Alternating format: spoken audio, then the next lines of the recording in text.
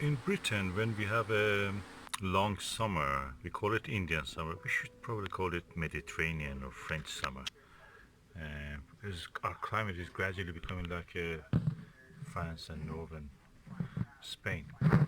What I want to say is about the new comet that is discovered. This is a comet which is discovered by the NEOWISE spacecraft, and that is Comet C 2020 P1. This comet will be the maximum brightness in October. At the moment, it's magnitude 18 plus 18. That means very faint, and not even with the normal telescope you can see it. Photographs may show it, but it may get bright, and it will get bright up to the magnitude plus 8.5.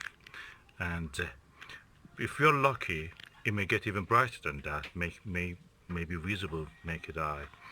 And comets are unpredictable, maybe even fainter during its most bright phase. But finger crossed, we wait until October and see how it is. Comet NEOWISE at the moment is even bright. It's magnitude 5.6, the famous one, and is now visible in the constellation Corona, or Comet Berenices.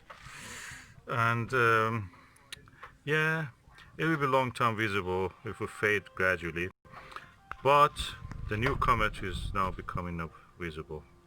Brace yourself for that. So the new comet, NEOWISE-2, will start from the southern hemisphere and gradually moves toward the northern hemisphere and will be visible in the east, where it will be visible just before the sunrise. This is the predicted light curve of the comet. At the moment is magnitude 17. It will get bright up to the magnitude 8, probably even brighter. It may get as close as Mercury to the sun,